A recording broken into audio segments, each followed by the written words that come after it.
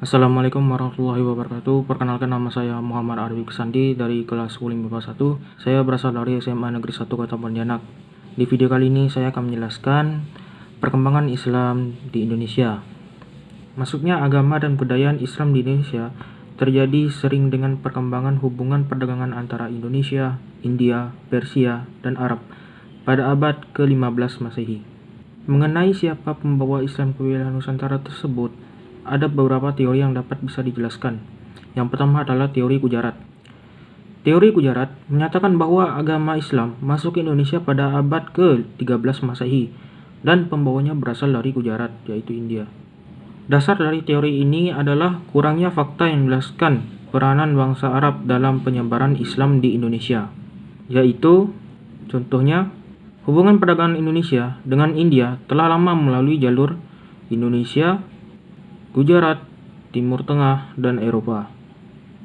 Kemudian selanjutnya adanya nisan Sultan Samudra Pasai, yaitu Malik Al-Saleh yang meninggal pada tahun 1297.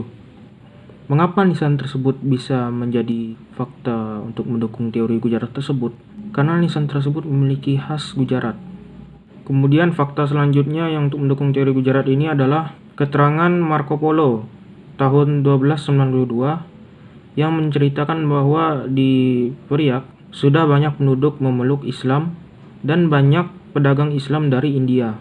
Mendukung teori Gujarat ini adalah Snokhrunje, W.F. Stutterheim, dan Bernard H.M. Flikke. Kemudian teori kedua yang mendukung bahwa perkembangan Islam di Indonesia ini adalah teori Mekah. Teori Mekah muncul sebagai sanggahan terhadap teori Gujarat. Pendukung teori Mekah adalah Hamka, Van Leeuwen, dan T.W. Arnold. Teori Mekah berpendapat bahwa Islam masuk Indonesia pada abad ke-7 dan pembawanya berasal dari Arab, yaitu orang-orang yang ada di Mesir tersebut. Dasar teori ini adalah pada abad ke-7 Masehi, yaitu tahun 674. Di pantai barat Sumatera sudah terdapat perkampungan Islam. Kemudian fakta yang kedua untuk mendukung teori Mekah ini adalah kerajaan Samudra Pasai menganut aliran mazhab Syafi'i. Padahal pengaruh mazhab Syafi'i terbesar waktu itu berasal dari Mesir dan Mekah.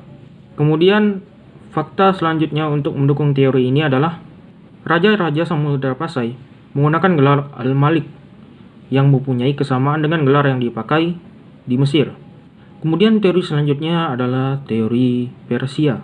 Teori Persia berpendapat bahwa Islam masuk ke Indonesia pembawanya berasal dari Persia, yaitu berada di Iran. Pendukung teori Persia adalah Umar Amir Husin dan P.A. Husin Jayadiningrat.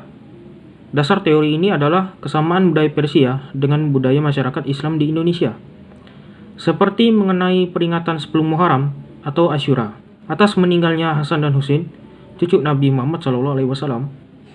Kalau di Sumatera Barat, peringatan tersebut disebut sebagai upacara Tabut. Selanjutnya, fakta pendukung teori Persia ini adalah kesamaan ajaran Sufi yang dianut Syekh Siti Jenar dengan ajaran Sufi dari Iran, yaitu Al-Halaj. Kemudian fakta selanjutnya untuk pendukung teori Persia ini adalah penggunaan istilah bahasa Iran dalam sistem mengeja huruf Arab untuk tanda-tanda bunyi harakat. Pendukung teori selanjutnya adalah ditemukannya makam Maulana Malik Ibrahim yang berangka tahun 1419 di Gresik. Kemudian contoh pendukung teori ini yang lain adalah adanya nama perkampungan, yaitu Gresik yang mempunyai kesamaan perkampungan di Persia. Kemudian selain dari yang saya jelaskan tadi, ada juga faktor yang mempengaruhi perkembangan Islam di Indonesia.